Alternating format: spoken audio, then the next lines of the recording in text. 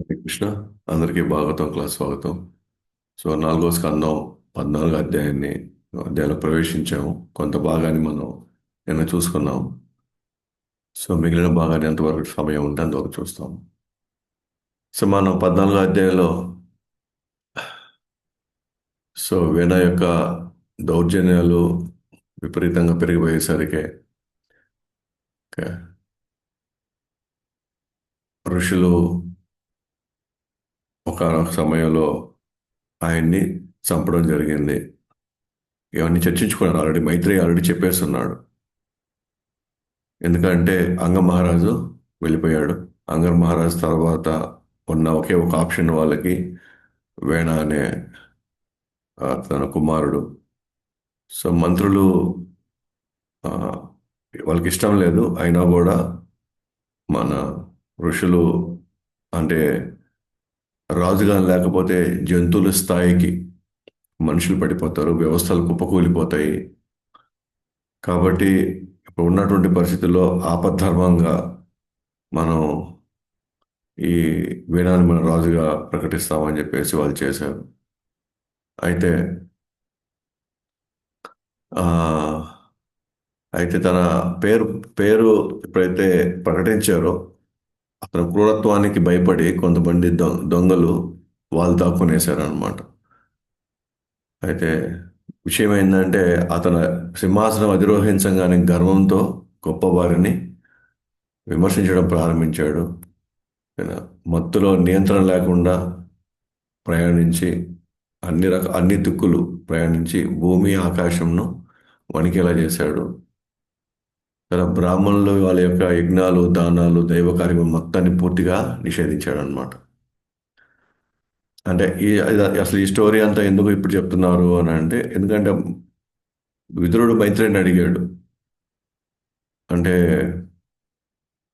ఆ, అంగమహారాజు సాధువు లాంటి అంగమహారాజు ఎందుకు రాజ్యం వదిలి వెళ్ళిపోయాడు, అలాగే ఋషులు వీణను ఎందుకు చంపాల్సి వచ్చింది వాళ్ళు, ఎందుకంటే సాధువులు జనరల్గా దయామయులుగా ఉంటారు, చంపాల్సి వచ్చింది అంటే అసలు వీణ యొక్క ప్రవర్తన అంటే ఎటువంటి ప్రవర్తన ఇటువంటి పరిస్థితులకు దారితీసాయి అని ఆ భాగంగా మైత్రేయుడు ఇక్కడ వివరిస్తున్నాడు అనమాట. అంగమహారాజు వెళ్ళిపోవడం ఎందుకు వెళ్ళిపోయాడు, అంగమహారాజు ఎందుకు వెళ్ళిపోయాడు అంటే తను అలివి కాలేదు అనమాట. తనకి అలివి కాలేదు. తన తోటి పిల్లవాళ్ళని చంపేస్తూ ఆ, ప్రజల్ని ఎప్పుడు భయపెడుతూ ఉంటే అంగమహారాజు తన తన వైపు తను చేయవలసిన అన్ని ప్రయత్నాలు చేసేశాడు. ఇంకా అతనికి ఎలా సముదాయించాలో తెలియలేదు. కాకపోతే అప్పుడే మనం చెప్పుకున్నాం, మంచి మంచి మంచి పుత్రుడి కంటే కూడా చెడు పుత్రుడు మంచి మంచి మనకు మేలే చేస్తాడు అని. తద్వారా తనకి వైరాగ్యం వచ్చి తను వెళ్ళిపోయాడు. ఎంత ప్రయత్నించినా ఆ రాజు కనబడలేదు. కాబట్టి వీణని రాజు చేయాల్సి వచ్చింది.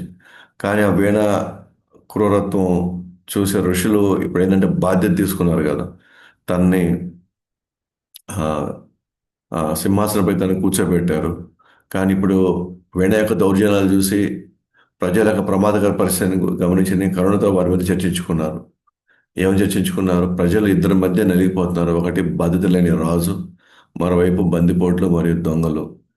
ఒక చెక్క దొంగకి ఇరువైపులా మంట పెడితే ఎట్లా ఉంటుందో వాళ్ళు అలా ఇరువైపులా వాళ్ళ పాపం చాలా సమస్యలు ఎదుర్కొంటున్నారు. అయితే మనం ప్రజలను మేల్కోరి మనం నియమించాం, కానీ రాజుల వల్లే ఇలాంటి కష్టాలు వస్తాయని మేము ఎప్పుడు కూడా అనుకోలేదు. మొత్తానికి సునీత ద్వారా పుట్టినటువంటి సంతానం ఒక ద్రోహచింత గల వ్యవహారం వచ్చింది. ఎందుకంటే వాళ్ళ తండ్రి మృత్యువు కాబట్టి అలాంటి వాడిని మద్దతు ఇవ్వడం అంటే పాముకి పాలు ఇచ్చి పెంచడం లాంటిదే అని చెప్పేసి వాళ్ళ మధ్య వాళ్ళు చర్చించుకుంటున్నారు అన్నమాట, ఆ ఋషులు లేదా సాధువులు. అదే ప్రజల్ని రక్షించడానికి అతను ఎంచుకున్నాం, కానీ ఇప్పుడు అతను వారికే శత్రువు అయిపోయాడు. అయితే మొత్తానికి ఏదో ఒక విధంగా ఆ పాపాల ప్రభావం మన మీద పడకుండా ఎంతో కొంత మనం అతనికి నచ్చజెప్పడానికి మనం ప్రయత్నించాలని వాళ్ళు అనుకున్నారు. ఒకవేళ ఒప్పుకోకపోతే మనం చంపేద్దాము అని కూడా వాళ్ళు నిర్ణయించుకున్నారు అనమాట. కాబట్టి ఆ విధంగా వాళ్ళు ఆ, నిర్ణయించుకొని కోపాన్ని అంచుకొని వీలైనంత వరకు తనకి నచ్చజెప్పాలని మనం ప్రయత్నిద్దామని వాళ్ళు ప్రయత్నించారనమాట. సో ఋషులు ఇప్పుడు ఆ, వినాలని నచ్చజెప్పడానికి వాళ్ళు ప్రయత్నిస్తారన్నమాట. మన 14వ శ్లోకం నుంచి 22వ శ్లోకం వరకు అది ఉంది.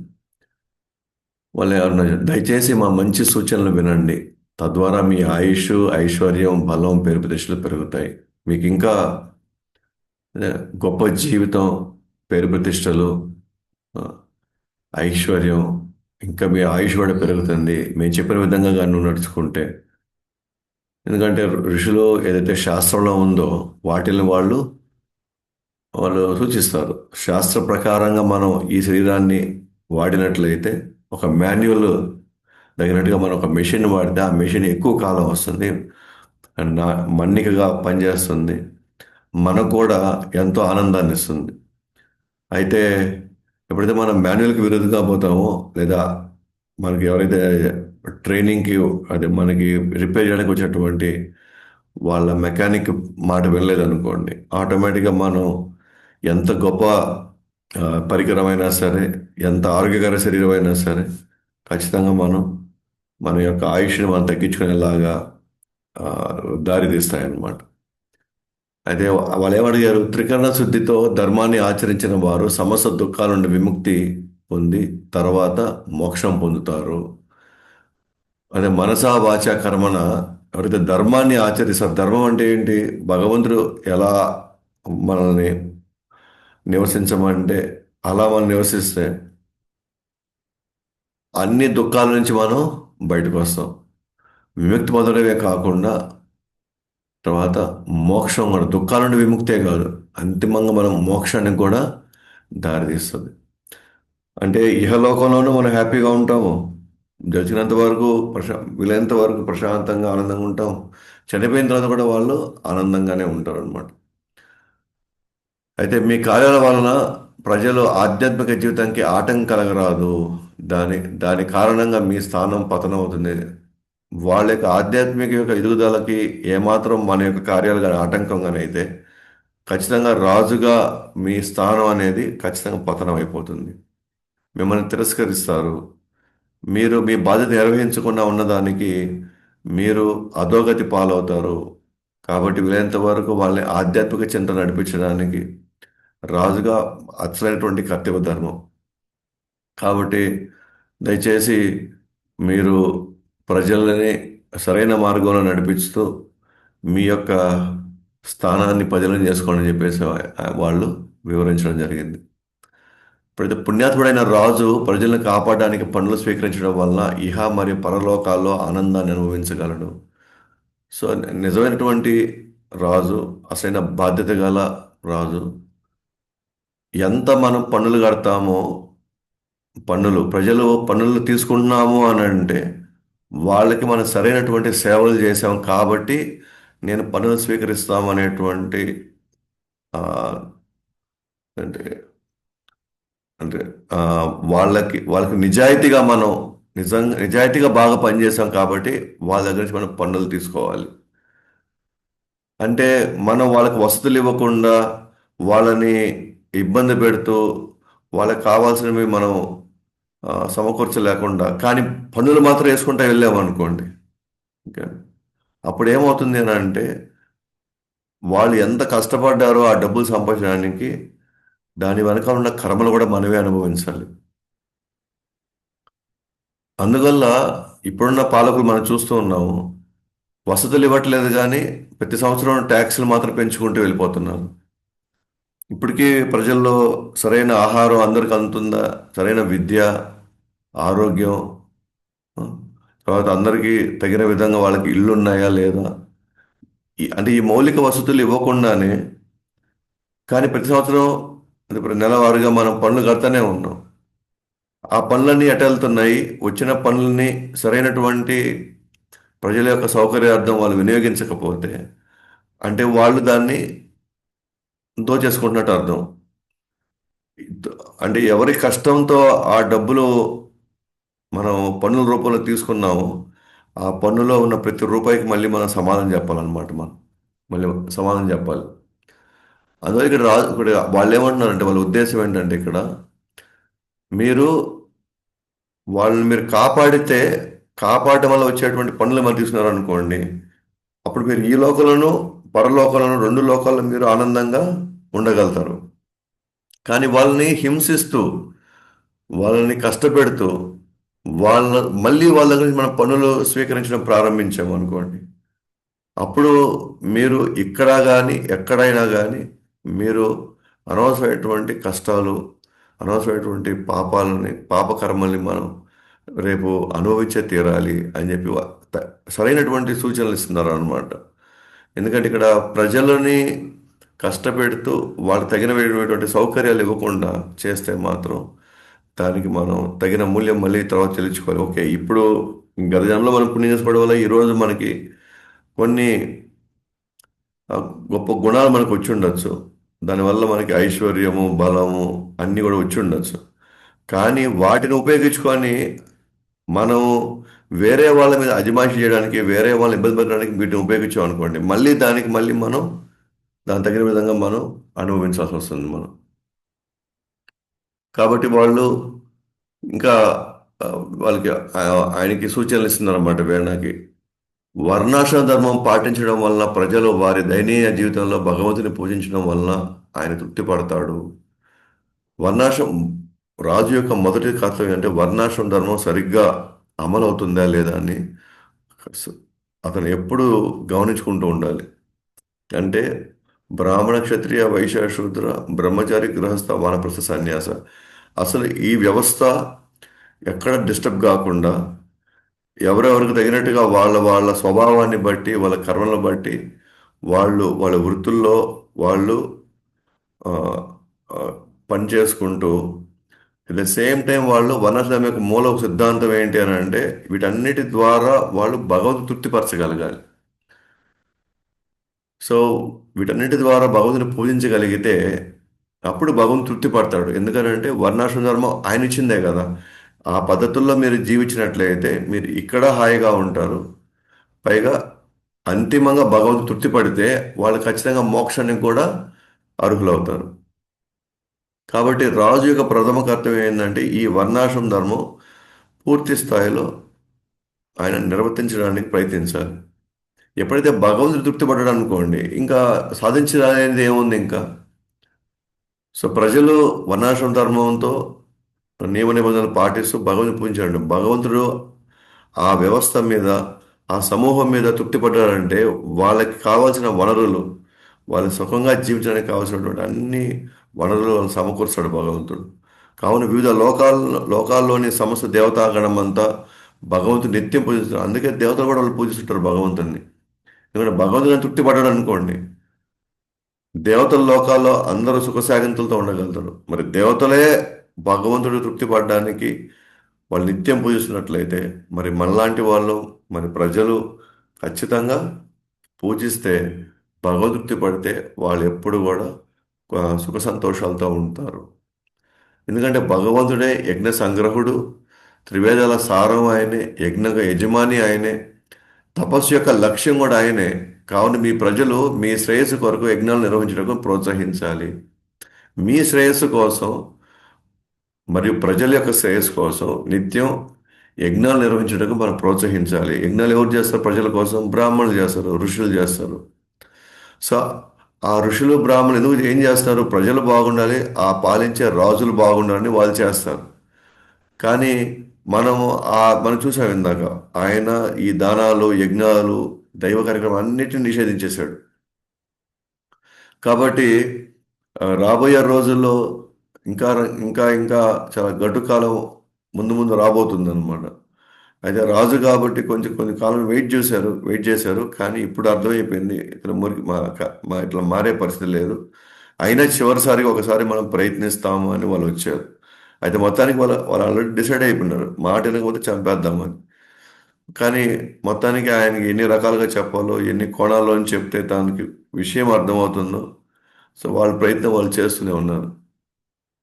ఎప్పుడైతే దేవతలు తృప్తి పొందుతారో మీకు తగిన ఫలితాలు వసగలరు. యజ్ఞాలు చేస్తే దేవతలకు వాళ్ళ భాగం వాళ్ళకు వచ్చేసింది అనుకోండి, వాళ్ళు ఫలితాలు ఇస్తారు. అదే ఇప్పుడు మనం యజ్ఞాలుగా నిలిపివేస్తే దేవతలు అఘోరపరిచినట్లు అవుతుంది. అని దేవతలు కానీ పడినట్లయితే ఖచ్చితంగా వాళ్ళు తగిన వనరులు వాళ్ళు ఈ రాజ్యంపై వాళ్ళు కురిపించరు. కాబట్టి మీతో పాటు ఈ ప్రజలు కూడా చాలా ఆ, గందరగోళ పరిస్థితులకి గురవుతారు. కాబట్టి దయచేసి మా సూచనలు మీరు స్వీకరించి ఇవన్నీ కూడా జరిగేలా చూడండి. తప్పకుండా భగవంతుడు తృప్తి పడినట్లయితే మీరు ఇహలోకంలో పరలోకంలో రెండు లోకంలో మీరు హాయిగా ఉండగలరు. మీతో పాటు మిమ్మల్ని అనుసరించే ప్రజలు కూడా ఎంతో చక్కగా వాళ్ళు వాళ్ళ జీవితాన్ని సార్థకత చేసుకోగలుగుతారు అని చెప్పి వాళ్ళు సూచనలు ఇచ్చారనమాట. అయితే వీణ వినలేదన్నమాట. ఓకే. ఆయన అహంభావంతో సమాధానం చెప్పాడు. అహంభావంతో ఏమని చెప్పాడు సమాధానం చూద్దాం. ఇప్పుడు వీణ అంటున్నాడు అనమాట వాళ్ళతో, మీరు అనుభవం లేనివారు కదా. అధర్మంను ధర్మం అనుకుంటున్నారు. ఇది చాలా చింతించదగినది. నిజమైన భర్తను వదిలి ప్రేమికుడి కోసం వెతుకుతున్నారు. అసలు వీణ యొక్క ఆ, జీవితం ఎంత, ఆ, వీణ యొక్క ఆయుష్ ఎంత, అంటే అది ఎంత వయసు అసలు.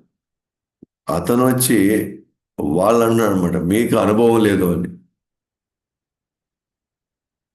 ఆ ఆ ఆ బ్రాహ్మణులు ఆ ఋషులు వాళ్ళు వేదాలు చదివి ఎంతోమంది రాజులని ఎంతోమంది మంత్రుల్ని వాళ్ళ సరైన సలహాలతో సూచనలతో ప్రజలు బాగుండడానికి వాళ్ళు వాళ్ళ జీవితాన్ని వాళ్ళు పణంగా పెడితే మీకు అనుభవం లేదంటున్నారు. అధర్మని ధర్మం అనుకుంటున్నారు. అంటే ఇప్పుడు మనం అర్థం చేసుకోవచ్చు వీణ యొక్క మనసు స్థితి ఎట్లా ఉంది. అతను ఎంత అహంభావంతో ఉన్నాడు. కనీసం వాళ్ళ వాళ్ళ వయసుకి వాళ్ళ అనుభవానికి వాళ్ళు వాళ్ళు నిర్వర్తించే కార్యక్రమానికి కనీసం గౌరవం కూడా ఏమో అతను ఇవ్వట్లేదు అనమాట. అసలైనటువంటి నిజమైన భర్తను మీరు వదిలేసి మీరు ప్రేమికుడి దగ్గరికి వెళ్తున్నారు ఏంది అంటే, నిజమైన భర్త అంటే ఎవరు అంటే తన భావన ఏంటంటే నిజమైన భర్త మీకు రాజేను, రాజే మిమ్మల్ని చూసుకోవాలి, రాజే మీకు అన్ని చేస్తున్నాడు. కాబట్టి మీరు రాజుని పూజించాలి తప్ప మీరేంది ఎవరో ప్రేమికుడి దగ్గరికి వెళ్తున్నారు. ప్రేమికుడి దగ్గరికి వెళ్ళడం అనేది ఒక విధంగా, సో పెళ్లి చేసుకున్నటువంటి స్త్రీకి ప్రేమికుడి దగ్గరికి వెళ్ళడం అంటే ఒక విధంగా అసాంఘికమైనటువంటి కార్యక్రమం లాగా చూస్తారు. కాబట్టి ఇక్కడ మీరు చేసేది అధర్మము, ఇందుకు మీరు అధర్మంగా ఉన్నారు అని చెప్పి వేణ చెప్తడం ప్రారంభించాడు అనమాట. ధర్మం అంటే ఏంది? అసలైనటువంటి భర్తని సేవించాలి. ఇక్కడ అసలైన భర్త ఆయన ఉద్దేశం వాళ్ళు ఎవరంటే రాజు. కానీ ఋషులు ఏమనుకుంటున్నారు? అసలైన భర్త ఎవరంటే భగవంతుడు అనుకుంటున్నారు. సో వేణ అనుకుంటున్నాడు అసలైన భర్త నేను, ప్రేమికుడు వచ్చి భగవంతుడు అనుకుంటున్నాడు. కాబట్టి నన్ను వదిలేసి మీరు ప్రేమికుడి పైకి వెళ్తున్నారండి, ఇది ఎక్కడ ధర్మం ఇది? ఆ, మీకు ఏమాత్రం అనుభవం ఉందని, నేను రక్షణిస్తే మీరున్నారు, నేను వీరన్నిటినీ ఆ, చూసుకున్నా కాబట్టి మీరు దగ్గర బతకగలుగుతున్నారు అనే ఉద్దేశం. కానీ వాస్తవానికి ఒక శరీరానికి బ్రాహ్మణ తల లాంటి వాడు, క్షత్రియుడు బలమైన భుజాలు లాంటి వాడు, వైశ్యులు ఒక కడుపు, పొట్ట భాగం, ఆ తర్వాత శూద్రులు అంటే కాళ్ళు. అంటే ఈ నాలుగిట్లో మోస్ట్ ఇంపార్టెంట్ ఏంటి? తల భాగం. ఇవన్నీ మిగతాన్ని ఎంత ఆరోగ్యకరంగా ఉన్నా తల సరిగ్గా లేకపోతే మొత్తం వ్యవస్థ కూలిపోతుంది. అలాంటి వాళ్ళని అంటున్నాడు అసలు మీకు ఈ ధర్మాన్ని, ఆ, ప్రస్తుతానికి అధర్మాన్ని మీరు ధర్మం అనుకొని మీరు నన్ను పూజించకుండా భగవంతుని పూజిస్తున్నారు అని చెప్పి ఇట్లా ప్రారంభించాడు. అజ్ఞానంతో రాజుని భగవంతుడిగా పూజించలేని వారు ఇహ మరియు పరలోకాల్లో ఆనందంగా ఉండలేరు. ఇప్పుడు ఆయన కౌంటర్ ఇస్తున్నాడు. నువ్వు అదే చెప్పాడు కదా, ప్రజల దగ్గర తగిన విధంగా మనం పన్ను తీసుకోకపోతే, అంటే వాళ్ళకి సరైన సౌకర్యాలు ఇచ్చి పన్నులు తీసుకోకపోతే, సరే వాళ్ళకి సరైనటువంటి వసతులు ఇవ్వకుండా పన్నులు కానీ తీసుకుంటే సో ఇహపర లోకాల్లో ఇబ్బంది పడతారు కదా. అట్లా కాదు ఇబ్బంది పడేది, అట్లా కాదు. రాజును పూజించకుండా భగవంతుని గారిని పూజించినట్లయితే, లేదా రాజుని భగవంతుడిలాగా పూజించలేకపోతే వాళ్ళు ఇబ్బంది పడతారు, వాళ్ళు ఎక్కడ ఆనందంగా ఉండలేరు అని తను చెప్పడం ప్రారంభించాడు. అదే దేవతల పట్ల మీ అభిమానం ఎలాంటిదంటే పతివ్రత భర్తపై చూపించవలసిన అభిమానం ప్రేమిడిపై ఉన్నట్లు. సో దేవతలపై మీరు చూపించి కురిపించేటువంటి అభిమానం అది సరైనటువంటి ఆ, భావంలో లేదు. ఆ, కాబట్టి నాకు నన్ను మీరు చూసుకోవాల్సింది పోయి, ఓకే, నాపై మీరు అభిమానం చూపించాల్సింది పోయి మీరు దేవతలపై మీరు అభిమానం చూపిస్తున్నారు. అంటే మీరు ఆ, అంటే అంటే మీరు పతివ్రత సంబంధించినటువంటి లక్షణాలు ఏవీ లేవు అంటే మీరు అంటే ఒక వేశ్యతో సమానంగా అన్నట్లుగా ఆ భావన వచ్చేటట్టుగా తాను ఆ, వాళ్ళతో వాళ్ళకి చెప్తున్నాడు అనమాట, వాళ్ళతో మాట్లాడుతున్నాడు.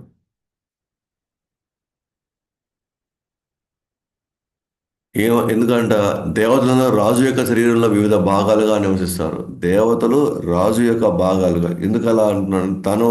నేను నేను భగవంతుడైనప్పుడు భగవంతుడి యొక్క భాగాలే కదా దేవతలు. మరి ఇక్కడ భగవంతుడు నేనైనప్పుడు మరి ఈ దేవతలు కూడా నా యొక్క ఆధీనంలో, నా యొక్క చెప్పు చేతల్లో, నా యొక్క అనుగ్రహంతో వాళ్ళు బతుకుతున్నారు, నా యొక్క అనుగ్రహంతోనే వాళ్ళు పాలిస్తున్నారు అనేటువంటి ఆ ఆ విధంగా అతను మాట్లాడుతున్నాడు అనమాట ఇక్కడ. కావున బ్రాహ్మణుడు అనమాట, మీరు ఈర్ష్యద్వేషాలు వదిలి నన్ను మాత్రమే పూజించండి. నేను తప్ప ఇంకెవరూ యజ్ఞ ఫలములను స్వీకరించగలరు. సో, కానీ అంటే ఎంత అపరిపక్వత ఉందో మనం చూడొచ్చు. ఏ స్థాయిలో ఆ, మదము అనే అహంభావం ఎక్కిందో మనం చెప్పొచ్చు. వాళ్ళు ప్రజల గురించి ఆలోచించి ఇతనికి అవకాశం ఇచ్చారు, మంత్రులు వద్దన్నా కూడా. కానీ అలాంటి వాళ్ళకి ఏం చెప్తున్నారు, అలాంటి వాళ్ళకి ఏం పాఠాలు చెప్తున్నారు అనమాట, ఈర్ష్య ద్వేషాలు. నిజంగా ఈర్ష్య ద్వేషాలు కానీ ఉంటే అసలు ఋషులు నిన్నెందుకు పెడతారు అక్కడ? నిన్నెందుకు వాళ్ళు సింహాసనం మీద పెడతారు అసలు? సో కాబట్టి యజ్ఞఫలములు నేను కాకుండా ఇంకెవరు స్వీకరిస్తారు? దేవతలు నాలో భాగాలైనప్పుడు. సో నేను స్వీకరించడం వల్ల దేవతలకి ఆ యొక్క భాగం వస్తుంది తప్ప నేను చేయకపోతే వాళ్ళకి వచ్చే అవకాశం లేదని చెప్పేసి ఒక విధంగా ఏదైతే బ్రాహ్మణులు వాళ్ళు నచ్చజెప్పాలని ప్రయత్నించారు, అది తగిన ఫలితం దొరకలేదు. ఓకే. సో వీణ అదే అహంభావంతో ఏమాత్రం వాళ్ళు చెప్పే సూచనలు ఏమాత్రం తలకెక్కించుకోకుండా యథావిధంగా తనకి నోటికి ఏదొస్తే అది మాట్లాడేశాడు అనమాట. అయితే ఇప్పుడు ఋషులు ఎట్లా ప్రతిస్పందిస్తారో చూద్దాం.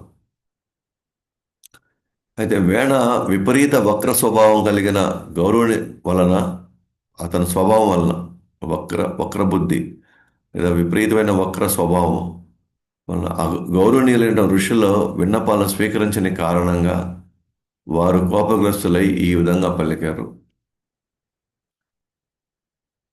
మ్యాక్సిమం లాస్ట్ ఛాన్స్ ఇవ్వాలని ప్రయత్నించారు.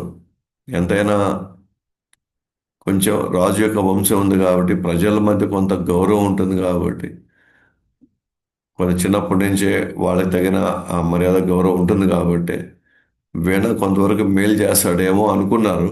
కానీ ఇక్కడ వాళ్ళు ఊహించిన దానికంటే వాళ్ళు ఆ, వీణ ప్రజల్ని బాగా ఇబ్బంది పెట్టడం వాళ్ళు గమనించారనమాట. కాబట్టి వాళ్ళకి అర్థమైపోయింది ఇంకా విపరీతమైనటువంటి వక్ర బుద్ధి కలిగినటువంటి స్వభావం ఇది. వెంటనే వాళ్ళు ఏమన్నారంటే వాడిని చంపండి, వాడిని చంపండి. ఇంకొంతకాలం బ్రతికి ఉన్న ప్రపంచాన్ని బూడిద చేస్తాడు ఇతను. ఇంకేమాత్రం ఉపేక్షించలేదన్నమాట వీళ్ళు. ఉపేక్షించకుండా వెంటనే ఇతను చంపేద్దాం మనం అని చెప్పేసి వాళ్ళు నిర్మించారు. ఎందుకంటే మనం మొదట్లోనే వాళ్ళు చూచుతున్నారు. అంటే ఋషులు ఎంత శక్తివంతులు మనం గమనించవచ్చు, బ్రాహ్మణులు ఎంత శక్తివంతులు గమనించవచ్చు. వాళ్ళ వాళ్ళు ఎంత దయామయులో, కానీ అదే విధంగా వాళ్ళు అంతే శక్తివంతులుగా, కాబట్టి వాళ్ళు రాజ్యాలను కూడా మార్చగలుగుతారు, రాజులు మార్చగలుగుతారు. పూర్తిగా ఆ, పూర్తిగా అధికారాన్ని వాళ్ళ చేతుల్లోకి వాళ్ళు తీసేసుకోగలుగుతారు వాళ్ళు. ఎందుకంటే వాళ్ళకి రాజులకి ఇంకా సైన్యం కావాలి కానీ బ్రాహ్మణులకి వాళ్ళ పవిత్రత, సో నాలుక, వాళ్ళు వాడేటువంటి పదాలు అవి ఒక మనిషికి ఎనలేని శక్తిని ఇవ్వచ్చు, ఇంకో వ్యక్తిని అది పతనం అయ్యేటట్టు కూడా చేయొచ్చు. ఎవరైతే తపస్సు చేస్తారో సో మనం కూడా ఉపదేశామృతంలో, సో వాచో వేగం, మనసా క్రోధ వేగం, జిహ్వా వేగం, ఉదర ఉపస్థ వేగం, ఈ 6 వేగాల్ని ఎవరైతే ఆ, పూర్తి స్థాయిలో అణుచుకోగలుగుతారో, నియంత్రించుకోగలుగుతారో, వాళ్ళకి ఈ ప్రపంచాన్ని మొత్తాన్ని శిష్యులుగా చేసుకునేటువంటి గురువు అవ్వగలరు అంటారు. అంటే ఇక మనందరం ఏమనుకుంటాం, వేరే వాళ్ళని ఎలా మన అదుపులో తెచ్చుకోవాలి అంటే, ఇప్పుడున్న పరిస్థితి అందరూ ఉంటే బాగా డబ్బు ఉంటే, అధికారం ఉంటే, బలము, శక్తి సామర్థ్యాలు ఉంటే మన ప్రజల్ని మన యొక్క ఆధీనం తెచ్చుకోవాలనుకుంటారు. కానీ అలా ఎప్పటికీ ప్రజలు ఆధీనంలోకి రారు. ఈ ఈ వట ఈ ఐశ్వర్యాల వల్ల ప్రజలు ఎప్పుడు మనకి అనుకువగా ఎప్పుడు కారు అనమాట. సో మనకి ఫార్ములా ఇచ్చిన రూపగోస్వామి ఉపదేశామృతంలో, వేగాలు తగ్గించుకుంటే అప్పుడు ఆ ఆ తపస్సు, వాక్ తపస్సు, శారీరక తపస్సు, ఇటువంటి తపస్సుల వల్ల మనిషి చాలా శక్తివంతం అవుతాడు. ఆ శక్తిమంతం అవడంతో తను ఏది చెప్తే ప్రకృతి దానికి సహకరిస్తుంది. ప్రకృతి దారి తీస్తుంది అన్నమాట.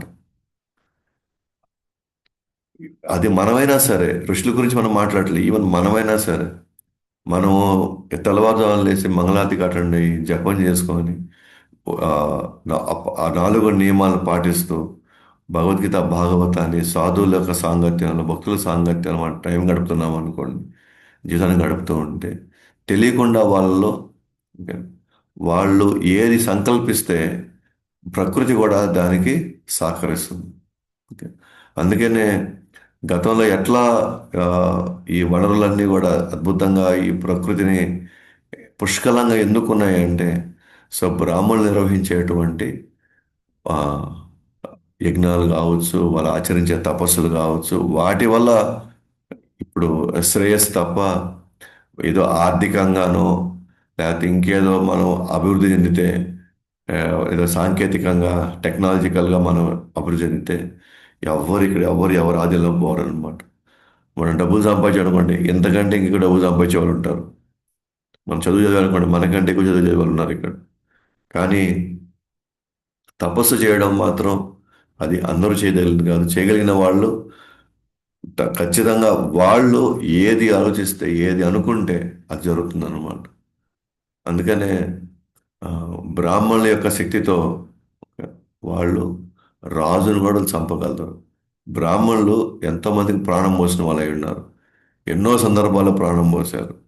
అంటే భగవంతుడు వాళ్ళ ద్వారానే ఈ మొత్తం వ్యవస్థని ఒక ఆ, ఒక పద్ధతిలోకి తీసుకురావడానికి, అదే సంస్కారాలతో, తర్వాత కళాచారాలతో, సంప్రదాయాలతో నిండడం వల్లనే వీళ్ళంతా అంత సస్యశ్యామలంగా ఉంటుంది అనమాట. అందుకనే రాజులు కూడా ఒకటికి 2 సార్లు ఏం చేయాలన్నా సరే, ఒకటికి 2 సార్లు వాళ్ళ సలహాలు తీసుకొని వాళ్ళు చేస్తారనమాట. సో అలాంటి ఒక వ్యవస్థ నుంచి ఈరోజు మనం తీసుకునే మనకి ఏ తపస్సు చేయకుండా, ఆ, ఎటువంటి శాస్త్ర పరిజ్ఞానం లేదు, ఒక ఆచార్యుల యొక్క ఆ, అడుగుజాడల్లో మనం లేకుండా మనకి తోచినట్టుగా మన నిర్ణయాలు తీసుకొని ఆ నిర్ణయాలు వచ్చేటువంటి వల్ల జరిగేటువంటి అనేక పరిణామాలు చూసి మళ్ళీ మనం దేవుడిని తిడతాం మళ్ళీ మనం. సో ఇది మనకేమో అందరూ అంత కంట్రోల్లో కావాలి, కానీ దాని తగిన తపస్సు మాత్రం మనం చేయం. అలాంటప్పుడు ఆధ్యాత్మికం కూడా బై ప్రాక్టీస్ ప్రతి ఒక్కరూ, అక్కడ షార్ట్ కట్ ఏం లేదు. షార్ట్ కట్లో మనకి ఆధ్యాత్మికంగా ఏదో మోక్షం పొందే ప్రసక్తే లేదు. చిట్ట చివరి ఏనా, కామం, ఏనా, అలాగే ఈర్ష్య, ఏనా, క్రోధం, ఇవన్నీ 100% క్లీన్ అయితే తప్ప ఇక్కడ నుంచి బయటపడే ప్రసక్తే లేదు. అంటే అడుగడుగున మనం టెస్ట్ చేయబడతాం. మనం టెస్ట్ చేసుకొని మనము కొంత అనలైజ్ చేసుకోగలిగితే, ఓకే, నేను ఇక్కడ తప్పు చేస్తున్నాను, ఇవి ఇంకా కొన్ని పెంచుకోవాలి అని మనకు అర్థమైతే మనం తగిన విధంగా మనం ఆ ఆ యొక్క ఏర్పాట్లు లేదా ఆ యొక్క సాధన మనం చేసి మనం కొంతవరకు పురోగతి చెందగలుగుతాం అనమాట. కాబట్టి వాళ్ళ యొక్క మాటకి చంపేద్దాం అంటే వాళ్ళ వాళ్ళ కోపం కట్టలు తెంచుకుందన్నమాట. సో బ్రాహ్మణుడు సాధారణంగా కోపం అవ్వడు. సో కోపం వచ్చింది అంటే అది చాలా చాలా గంభీరమైనటువంటి ఆ, ఆ పరిస్థితి ఉన్నట్టే అక్కడ. కాబట్టి విష్ణువుని నిందించిన ఈ సిగ్గులేని దౌర్భాగ్యుడు సింహాసనం కూర్చునే అర్హతే లేదు అసలు. ఆ, దయామయుడైనటువంటి భగవంతుని వీడు వీడు వీడు కాకుండా ఇంకెవరు నిందిస్తారు? ఇట్లాంటి వాడే నిందిస్తున్నాడు. ఇంక ఇట్లాంటి మూర్ఖుడు, దౌర్భాగ్యుడు, సిగ్గులేని వాడే ఇవన్నీ చేస్తాడు. ఏమాత్రం కొద్దిగా ఇంకిత జ్ఞానం ఉన్నా, కొంత విషయ పరిజ్ఞానం ఉన్నా సరే, భగవంతుడిని మనం మెచ్చుకోకపోయినా పర్వాలేదు, కీర్తించకపోయినా పర్వాలేదు, కానీ భగవంతుని దూషించడం మాత్రం అది చాలా పెద్ద అపరాధం అన్నమాట. సో మనం కూడా ఒక్కోసారి మన యొక్క అనుకున్నట్టుగా కాలం కలిసి రానప్పుడు మనం ఆ, భగవంతుడు కాబట్టి మనం తిట్టిన ఆయన ఏమంటారు కాబట్టి మనం ఆయనే తిడతాం మనం. అదే పక్కన వాళ్ళు తిట్టమని చెప్పని చూద్దాం, మనం తిట్టాం మనం. ఎందుకంటే భగవంతుడు మనకి ఎలాగో కనపడ్డు, మనల్ని తిరిగి కొట్టడు, మనం తిరిగి అనడం. కాబట్టి మనకి చీప్గా దొరికింది భగవంతుడే కదా అన్ని పరిస్థితుల్లో. కాబట్టి మనం భగవంతుడు చాలా అంటే నిజంగా ఏమాత్రం విషయ పరిజ్ఞానం లేకుండా మూర్ఖులుగా, దౌర్భాగ్యులుగా, అసలు అసలు సిగ్గు లేకుండా ఉన్న వాళ్ళు మాత్రమే భగవంతుని తిడతారంట. సో ఇక్కడ ఉన్నటువంటి ఋషులు. కాబట్టి ఈ వీడు ఎస్పెషల్లీ అదే వీణ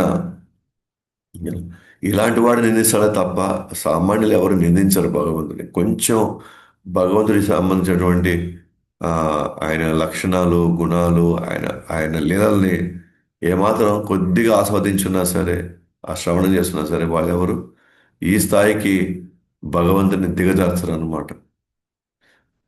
సో భగవంతుని నిందించే వాడు బ్రతికి ఉన్న మరణంతో సమానమే. ఆయుధములు లేకుండా వారి కోపంతో పలికిన మాటలకి అతను మరణించాడు. సో కాబట్టి భగవంతుని నిందించేవాడు బతికున్నా కూడా మరణంతో సమానం. ఎందుకంటే కృతజ్ఞత లేనివాడు, కృతజ్ఞత లేనివాడు ఎవరికి మేలు చేయలేడు, ఎవరికి మంచి చేయలేడు. రోజు మనం గాలి పీలుస్తున్నాం, రోజు మనం సూర్యుడి వల్ల మనం కదా, ఎన్నో రోగాలు మనం మనం నయం చేసుకోగలుగుతున్నాం. అదే సూర్యుడి వల్ల వర్షాలు వస్తున్నాయి. మనం మనం హాయిగా తినగలుగుతున్నాం. ఈ ప్రకృతి అంతా ఎవరిచ్చారు? కృష్ణ ద- మయధ్యక్ష మయధ్యక్షేతన ప్రకృతి శ్వేతే సాచరాచరం హేతునానేన కౌంతేయ జగద్వి పరివర్తతే. ఇదంతా నా అధ్యక్షత నడుస్తుంది. అంటే ప్రకృతి లేకపోతే, ఎస్పెషల్గా సూర్యుడు, చంద్రుడు, ఆ, వివిధ ఋతువులు, కాలాలు, ఇవన్నీ లేకపోతే ఎలా బతకగలుగుతాం మనం ఇక్కడ? కనీసం ఒక క్షణమైనా మనం బతకగలుగుతాం. అట్లాంటి అతని దయ మీద బతుకుతూ మళ్ళీ ఆయనే నిందిస్తున్నామంటే ఆ, వాళ్ళు నిజంగా ఎంత దౌర్భాగ్య స్థితిలో, ఎంత దురదృష్టంతో మనకు అర్థమవుతుంది అనమాట. కాబట్టి ఋషులు ఏం చేశారు? వాళ్ళ కోపంతో వాళ్ళు పలికిన మాటలతోనే అక్కడ మరణించాడు. ఋషులు వెళ్ళిన తర్వాత బాధతో సునీత ఆ శరీరంలో మూలికలు మరి మంత్రాలతో భద్రపరిచింది. చూడండి ఈవిని చూడండి మళ్ళీ అట్లా ఉంది. చంపేశాడు కదా, వెంటనే ఏం చేయాలా? దహనం చేయాలి లేదా పూడ్చి చేయాలి. కానీ ఉన్న ఒక గాను కొడుకుని చంపేశారు. వాడు ఎంత దుర్మార్గుడైనా సరే, ఈ శారీరక ప్రభావంలో ఆ, వ్యక్తి ఏ స్థాయికి వెళ్తాడంటే ఆ శరీరం ఉండి ఏం చేయగలుగుతుంది, ఉండి ఏం చేస్తుంది, అయినా కూడా మనం ఆ, ఆ శరీరాన్ని ఎత్తిపెట్టుకోవడానికి ప్రయత్నిస్తాం మనం. ఇది యాక్చువల్గా అది మంచి ఆ, ఇది మంచి అలవాటు కాదు ఇది అసలు. ఇప్పుడు ఎవరైనా మన జీవితం నుంచి మనకు చాలా ముఖ్యమైన వాళ్ళు, మనం ప్రేమించిన వాళ్ళు ఒక్కోసారి దురదృష్టవశాత్తు మనకంటే వాళ్ళు ముందు వెళ్ళిపోతారు. వెళ్ళిపోయిన తర్వాత దే మనకి భగవద్గీత జ్ఞానం లేదు కాబట్టి ఖచ్చితంగా వాళ్ళని తలుచుకుంటూ మనం చాలా రోజులు ఇబ్బంది పడతాం మనం. కానీ మనం చూసుకోవాల్సింది ఏంటి అంటే ఆ జ్ఞాపకాలు ఎక్కువ కాలం మనం పెట్టుకోకూడదు. మనం ఆ జ్ఞాపకాలు ఎక్కువ కాలం పెట్టుకోకూడదు. అర్థం చేసుకోగలుగుతాము. అంటే వాళ్ళకి మనకు ఉన్నటువంటి అనుబంధాన్ని మనం అర్థం చేసుకోగలుగుతాం. కానీ పదే పదే తలుచుకుంటూ పదే పదే అవే నెమరు వేసుకుంటూ వాళ్ళు తిరిగిన ప్రదేశాలకు మనము వెళ్తూ, వాళ్ళు వాడిన వస్తువులు, బట్టలు అవన్నిటిని మనం చూసుకుంటూ, దాంట్లోనే మన జీవితాన్ని గడపడం అనేది అది సరైనటువంటి విధానం కాదు. ఎందుకనంటే, ఒకసారి ఒక జీవుడికి శరీరం మారంగానే, ఆ జీవుడు ఇంకో శరీరానికి వెళ్ళిపోతున్నాడు అతను. మీరు ఆహ్, ఆ యొక్క జ్ఞాపకాల్లో అసలు చేయవలసిన పనులు చేయడం లేదు. అసలు అరే ఇక్కడ ఎంత అశాశ్వతం, ఎంత ప్రేమించిన వాళ్ళైనా సరే ఇక్కడ దూరం అవుతున్నారు కాబట్టి ఎంత అశాశ్వతం ఉంది ఈ జీవితం. అయితే మనం ఇప్పుడు ఏం చేయాలి అంటే ఇప్పుడు మనం ఆ స్థాయిలో ఎవరి మీద ఆసక్తి పెంచుకున్నా సరే బంధకం పెట్టుకున్నా సరే ఎంత గాయం అవుతుంది ఇక్కడ. కాబట్టి ఇక్కడ ఉన్న ప్రపంచంలో మనం ఎవరి మీద అంత ఆసక్తి పెంచుకోకుండా అసలైనటువంటి ఆసక్తి ఎవరి మీద పెంచుకోవాలి, భగవంతుని మీద పెంచుకోవాలి మనం అని ఆ ధోరణిలోకి మనం వెళ్ళగలగాలి. ధోరణిలోకి వెళ్ళి మనము తగిన సాధనని ఎంత త్వరగా అయితే అంత త్వరగా మనం చేసుకోవాలి. అప్పుడే మళ్ళీ మనకి ఇంకొక గాయం, మళ్ళీ ఇంకో జన్మ మళ్ళీ మనం ఎత్తి అలాంటి సన్నివేశాలు మళ్ళీ జరిగాయి అనుకోండి, ఎన్నిసార్లు మనం క్షోభకు గురవుతాం. ఆ? ఎన్నిసార్లు మనం ఈ గాయాలు, ఎన్నిసార్లు మనం నొప్పి భరిస్తాం మనం. అందుకనే ఈ శరీరాలను ఎట్లయినా సరే పొందుపరుచుకోవడం, వాళ్ళ వస్తువులు పొందుపరుచుకోవడం, వాళ్ళ ఫోటోలు పొందుపరుచుకోవడం, మనం అర్థం చేసుకోగలుగుతాం. వాళ్ళకు ఉన్నటువంటి ఆ బాధను అర్థం చేసుకోగలుగుతాం. కానీ మనము త్వరగా వాటి నుంచి బయటికి రావడానికి ప్రయత్నించాలి. ప్రయత్నించి వాటికి ఆ వస్తువులకి వాటికి మనం దూరంగా ఉండడానికి ప్రయత్నించాలి.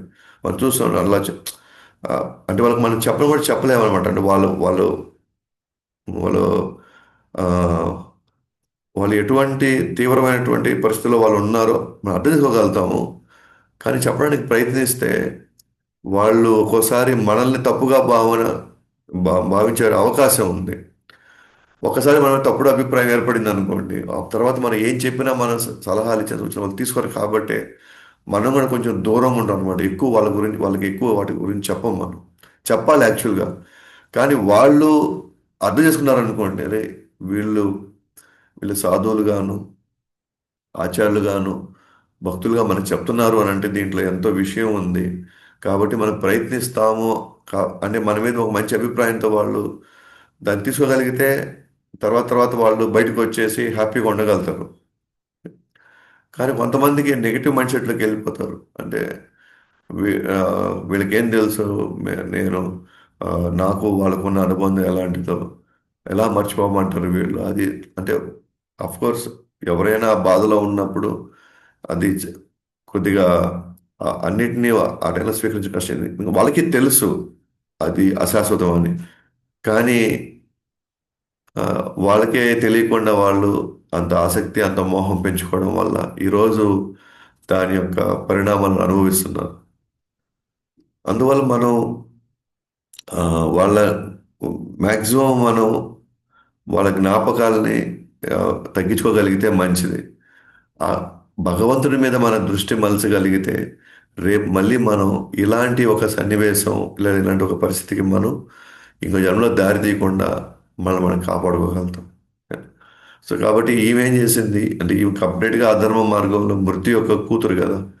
కాబట్టి ఆమె కొంచెం విరుద్ధంగానే వెళ్తుంది అనమాట.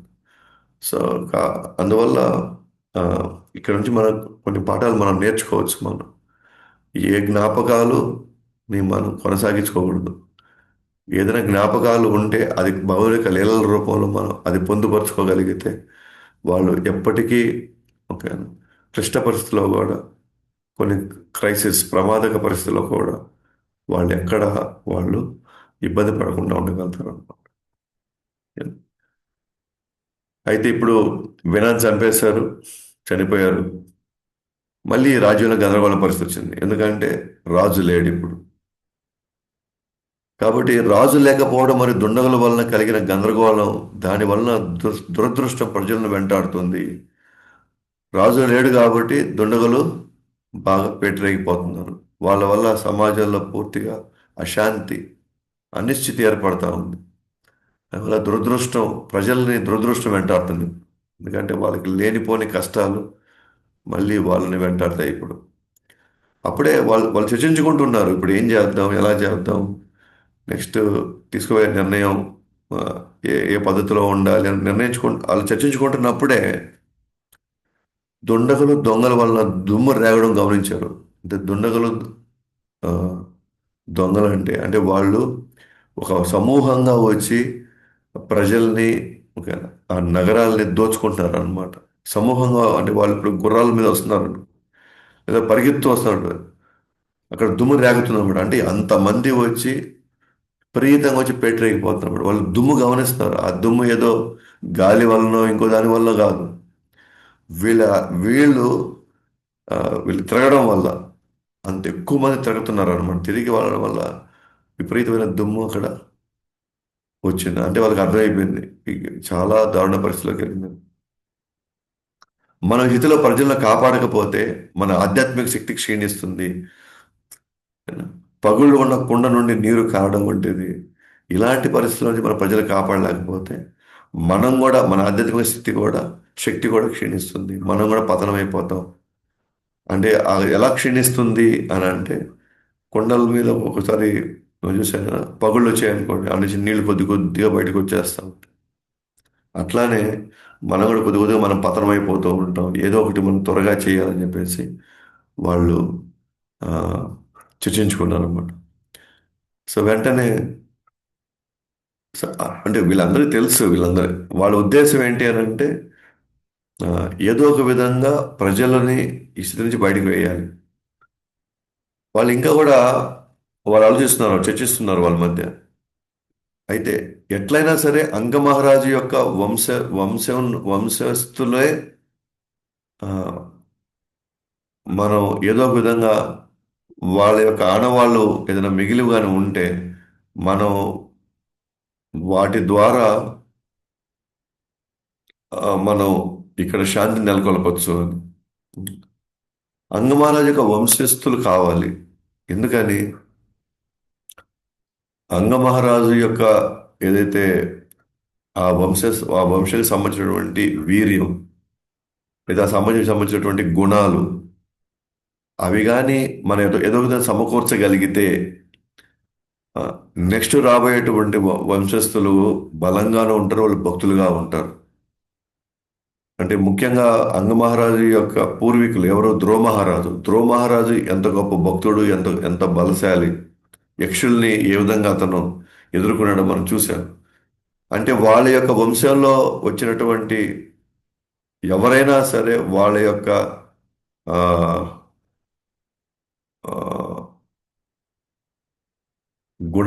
వాళ్ళ గుణాలు సమకూర్చేటువంటి ఏదో ఒక విధంగా వాళ్ళని మనం ఆ, పునరుద్ధరించగలిగితే ఖచ్చితంగా మళ్ళీ మనకి ఒక గొప్ప వ్యక్తులు మళ్ళీ మనకి వస్తారు. వాళ్ళు ఈ రాజ్యాన్ని పరిపాలిస్తే మళ్ళీ ప్రజలు మళ్ళీ సుఖశాంతులతో వస్తారు. అంటే వాళ్ళు పర్మనెంట్ సొల్యూషన్ కోసం వెళ్తున్నారు అన్నమాట. తాత్కాలికంగా మళ్ళీ ఎవరో ఒకరు మనం పెట్టేద్దాం అనే పరిస్థితిలో లేరు. ఏదో ఒక విధంగా మనం ఇక్కడ ఆ, పరి పర్మనెంట్గా శాశ్వతమైన పరిష్కారం కావాలి. కాబట్టి మనకి అంగమహారాజు యొక్క వంశస్థుల యొక్క ఆ, ఆ, వాళ్ళ గుణగణాలు ప్రతిఫలించేటువంటి అంశాలని మనం సేకరించాలి అని వాళ్ళు అనుకున్నారు అన్నమాట. ఎందుకంటే ఆ, గుణాల పరంగా కావచ్చు, శక్తి పరంగా కావచ్చు, మరి భక్తి పరంగా కావచ్చు, ఆ యొక్క బీజాలు, ఓ, ఆ వాసనలు, ఆ సంస్కారాలు కానీ మనం ఎలాగైనా కొనసాగించగలిగితే రాబోయే తరంలో మళ్ళీ మంచి పాలన మనం చూడొచ్చు అని వాళ్ళు అనుకుంటారు. అందుకే గతంలో ఆ, మీరు మీరు మనం గమనించాం. ఉమ్, ఆ, సంతనుడు మరణించాడు. సంతనుడు మరణించిన తర్వాత సో ఆమె భార్య అయినటువంటి ఆమె వెంటనే తన తన కొడుకు అయినటువంటి వ్యాస మహర్షి, సో తన ఆ, వ్యాస మహర్షి సనాతన యొక్క సంతనుడు, మహాభారతంలో సంతనుడి యొక్క భార్య, ఆమె ఆ,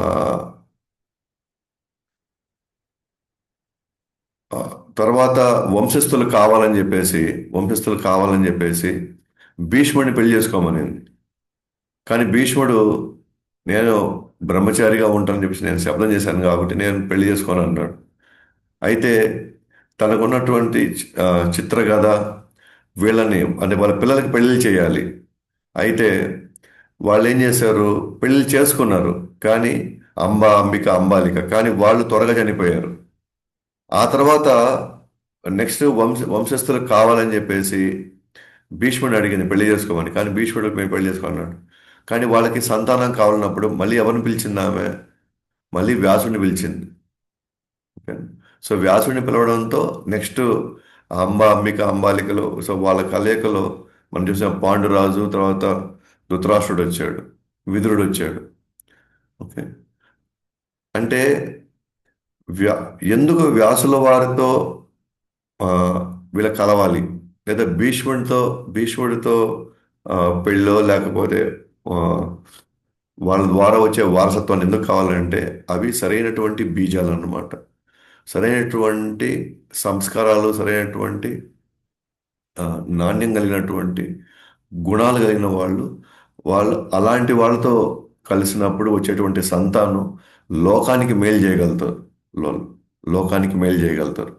అందుకనే గతంలో ఆ, ఆ, ఒక రాజుకి ఇంతమంది భార్యలని, అలాగే బ్రాహ్మణులు కూడా ఒక ఇద్దరు ముగ్గురిని పెళ్లి చేసుకోవడం ఎందుకనంటే అక్కడ అక్కడ వచ్చేసి వాళ్ళకి కామంతో వాళ్ళు తృప్తి పడడానికి కావాల్సిన అస్సలు అలాంటి ఒక ఆలోచన అక్కడ అటువంటి సందర్భంలో అక్కడ లేదనమాట. కేవలం మంచి సంతానం కావాలి. రాబోయేటువంటి తరాలు ఆ, గొప్పగా జీవించగలగాలి. అందువల్లనే వాళ్ళు గొప్ప తరాలు, గొప్ప వంశాలు, వీటన్నిటిని అంత ఇదిగా చూసుకున్నారు అనమాట. అందుకే గతంలో కూడా పెళ్లి చేసేటప్పుడు 7 తరాలు చూసుకుంటూ, వంశాలు చూసుకుంటూ, వాళ్ళ గుణగణాలు చూసుకుంటూ ఆ, ఇన్ని ఎందుకు వాళ్ళు పారామీటర్స్ తీసుకోవాలి? వాళ్ళు ఆ, భక్తులా కాదా, ధర్మంగా ఉన్నారా లేదా, ఇన్ని పారామీటర్స్ ఎందుకు తీసుకుంటున్నారు అంటే కేవలం రాబోయేటువంటి సంతానం 10 మందికి మేలు జరగాలి.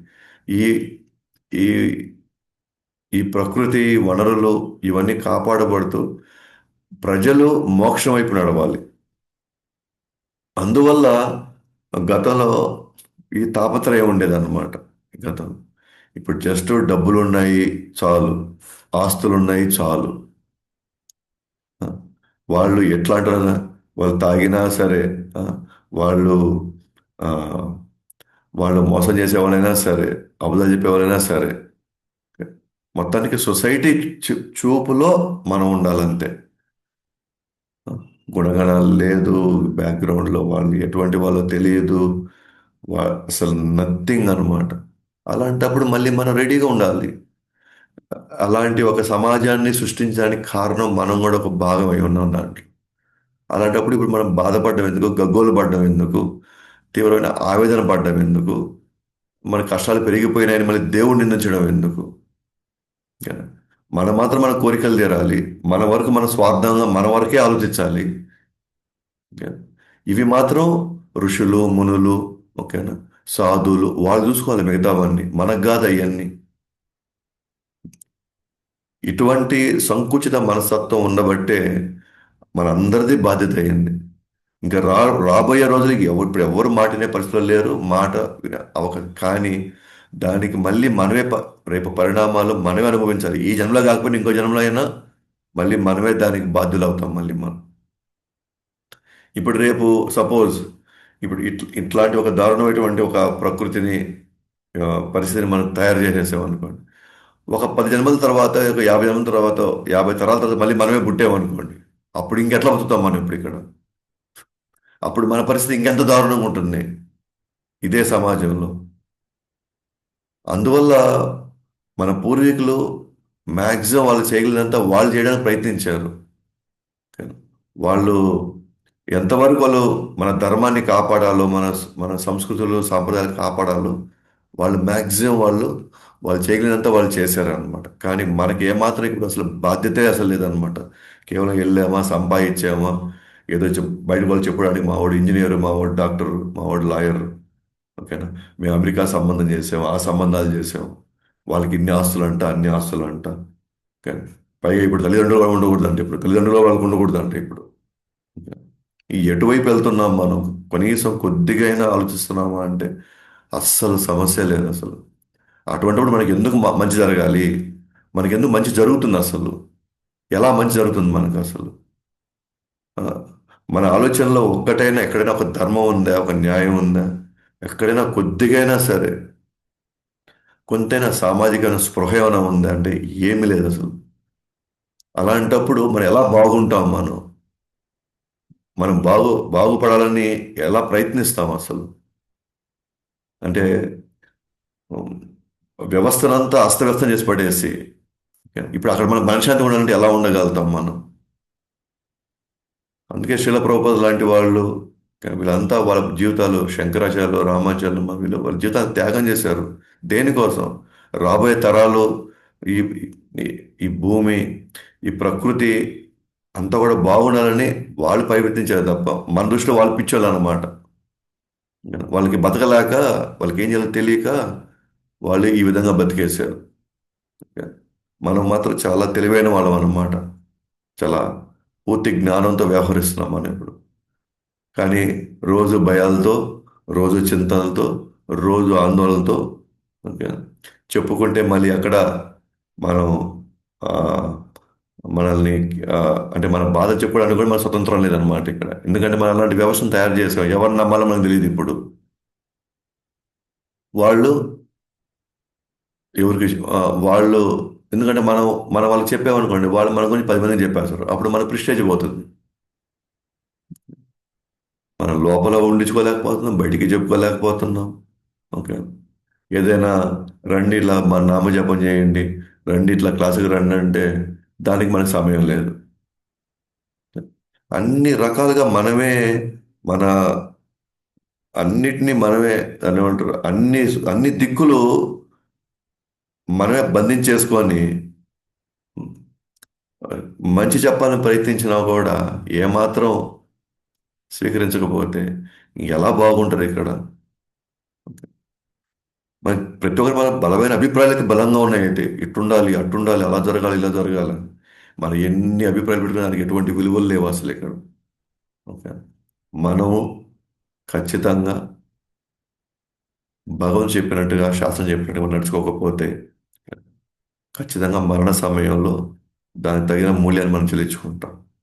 దానికి తగినటువంటి ఆ బాధని, ఆందోళనని, క్షోభని మనం అనుభవించే తీరుతాం మనం.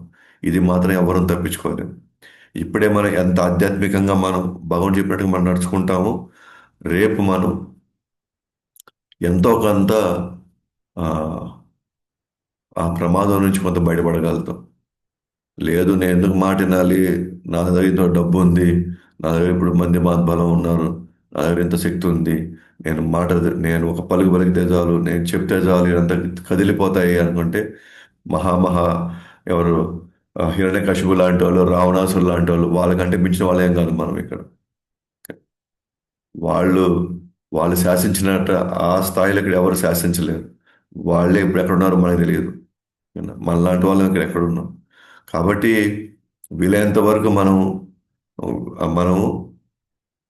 భగవంతుడు చెప్పినటువంటి వాటికి, సాధువులు చెప్పేదానికి మనం కొంత తోడ్పాటు అందిస్తే మనకు మంచిది. వాళ్ళకేం కాదు. వాళ్ళు చెప్పుకొని వెళ్తూ ఉంటారు వాళ్ళు. వాళ్ళని ప్రజలు ద్వేషించిన, వాళ్ళని చిత్కరించిన, ప్రజలు వాళ్ళని ఆ, హింసించిన, వాళ్ళు అసలు ఏం పట్టించుకోరు. వాళ్ళ పని వాళ్ళు చేసుకొని వెళ్తూ ఉంటారు. ఇవి చేసే మనం వాళ్ళ మాటల్ని మనం పడిదవని పెట్టామనుకోండి, మనం బాగుపడే ప్రసక్తే లేదు ఇక్కడ. ఓకే. సో ఆ, సో ఈ డిస్కషన్ అంతా ఎందుకు వచ్చింది అని అంటే, ఓకేనా, అట్లాంటి వంశస్థులు కావాలి అని ఇక్కడ ఋషులు చాలా ప్రయత్నిస్తున్నారు అన్నమాట. అప్పుడు వాళ్ళు ఆ, ఆ, ఈ సునీత దగ్గర ఉన్నటువంటి వీణ శరీరం ఉంది కదా, సో ఇది అంగమహారాజు యొక్క వారసత్వమే కదా ఇది. కాబట్టి వాళ్ళు ఆ శరీరంలో నుంచి వాళ్ళు రెండు రకాలటువంటి ఆ, ప్రక్రియలు చేశారు. ఒకటి తొడల భాగాన్ని వాళ్ళు మందనం చేశారు అనమాట. వాళ్ళు తిప్పారు అనమాట. తిరగలు తిప్పినట్టుగా తిప్పారు వాళ్ళు. దానివల్ల నుంచి ఆ భాగం నుంచి బహుక అనేటువంటి ఒక వ్యక్తి బయటకు వచ్చాడు. అంటే దాని నుంచి సృష్టించబడ్డాడు. ఈ బహుక ఎవరు అని అంటే ఒక విధంగా నైషాడ తెగకు తండ్రి అయినాడు. అంటే ఇప్పుడు వీణా శరీరంలో చెడు భాగం ఉంది, మంచి భాగం ఉంది. మంచి భాగం అనేది ఏంటది? మేబీ అంగ మహారాజు దగ్గర నుంచి ప్రతి మనిషిలో చెడు ఉంటుంది, మంచి ఉంటుంది. బట్ శాతం ఎక్కువ తక్కువలో ఉంటాయి. ఎంత ఆ, ఎంత చెడ్డ వ్యక్తి అయినా సరే తన వల్ల కొంతమందికి అయితే మేలు జరుగుతుంది, కొంత మంచి జరుగుతుంది. కాబట్టి కొంత మంచి భాగం ఉంటుంది, చెడు భాగం ఉంటుంది. సో తొడల భాగం ఫస్ట్ వాళ్ళు మందనం చేయడం వల్ల బహుక అనేటువంటి వ్యక్తి ఉత్పన్నమయ్యాడు, సృష్టించబడ్డాడు. అతను ఏంటంటే ఆ వీణాలో ఉన్నటువంటి చెడు భాగం ఉంది కదా, దానిలో దానికి ప్రతినిధిగా ఇతను బయటకు వస్తాడు.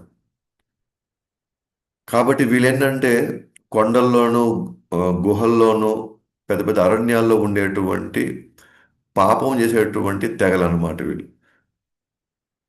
ఆ, ఎప్పుడైతే అతను బయటకు వచ్చాడో ఆ, బహుక నేను ఇప్పుడు ఏం చేయాలని అడిగాడు. వాళ్ళు ఏమన్నా ఋషులు ఏమన్నా వాడు కూర్చోండి చాలు అని చెప్పారు అంతే. అయితే వీళ్ళు నైషడ అనే జాతి అంటే బహుక అనేది అనే వ్యక్తి తన యొక్క పాప భాగం నుంచి వచ్చాడు కాబట్టి ఆ ఆ ఆ బహుక నుంచి తర్వాత వంశస్థులు పుచ్చారనమాట. చాలా చాలా అతను చాలా మందికి సరే ఆ, తన నుంచి ఒక పాపం చేసేటువంటి ఒక తెగ బయటకు వచ్చింది. ఓకే. అంటే తను పెళ్లి చేసుకొని మళ్ళీ సంతానం కనడం ప్రారంభించాడు. ఆ విధంగా ఒక పెద్ద సమూహం తయారైంది, తెగ. ఓకేనా. మనం అంటే కదా కొండ జాతి వాళ్ళు, ఓకే, అరణ్య జాతి వాళ్ళు అని. అట్లా వీళ్ళు నైషాడ అనేటువంటి ఒక సమూహం అన్నమాట, ఒక తెగ అన్నమాట. వీళ్ళు కూడా వీళ్ళు ఏంటంటే వీళ్ళు పాప భాగం నుంచి వచ్చారు కాబట్టి ఆ, వీళ్ళ వంశస్థులు ఎక్కువ మంది కొండల్లోనూ వనంలో పాపమయ జీవితాలను కొనసాగిస్తున్నారు వీళ్ళు. సో పాపమయ జీవితం ఎందుకంటే మనం చెప్పుకున్నట్టుగా వీణ యొక్క చెడు భాగం నుంచి వచ్చినటువంటి వ్యక్తి తను ఒక సమూహాన్ని తయారు చేశాడు.